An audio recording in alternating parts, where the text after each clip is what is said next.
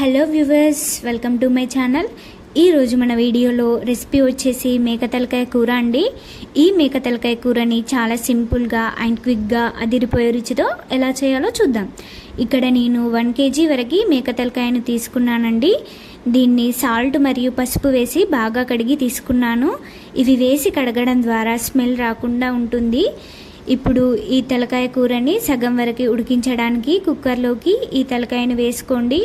అలాగే ఇందులోనే ఒక 1/2 టీ స్పూన్ పసుపుని, కొద్దిగా సాల్ట్ని, అలాగే కొన్ని వాటర్ని తీసుకోండి. సాల్ట్ వేయడం వల్ల ముక్కకి సాల్ట్ అనేది పడుతుంది. ఇప్పుడు ఒకసారి కలిపి మూత పెట్టి 3-4 విజిల్స్ వచ్చే వరకు ఉడకబెట్టండి. ఇప్పుడు స్టవ్ ఆన్ చేసి కూర వండడానికి సరిపడా గిన్నెను తీసుకొని ఒక 3 పావుల ఆయిల్ వేసుకుందాం. ఆయిల్ వేడయ్యాక బిర్యానీ ఆకులు 3, లవంగాలు 4, ఇలాచీలు 4, మిరియాలు 4, ఒక దాల్చిన చెక్క వేసి ఫ్రై చేయాలి. అలాగే ఒక కప్పు ఉల్లిపాయలు వేసుకొని ఫ్రై చేసుకుందాం. మనం ఏ కూరలోనైనా ఉల్లిపాయలు బాగా ఫ్రై చేస్తేనే కూర అనేది చాలా బాగుంటుంది. ఉల్లిపాయలు లైట్ గోల్డెన్ కలర్లోకి వచ్చాక కట్ చేసి పక్కన ఉంచిన 4 పచ్చిమిర్చీలను వేసుకొని ఫ్రై చేయాలి. ఇప్పుడు అల్లం వెల్లుల్లి పేస్ట్ని వేసి ఫ్రై చేయాలి. ఇందులో కొంచెం పసుపు వేసి కలుపుకొని మనం ఉడికించి పక్కన పెట్టిన తలకాయ ముక్కల్ని ఇందులో వేసుకొని మిక్స్ చేసుకుందాం. ఇలా మిక్స్ చేశాక ఇప్పుడు మరో 3 నిమిషాలు మీడియం ఫ్లేమ్లో పెట్టి ఉడికించుకుందాం. ఇలా ఉడికించాక అందులోకి టేస్ట్కి సరిపడా కారం వేసుకొని కలుపుకుందాం.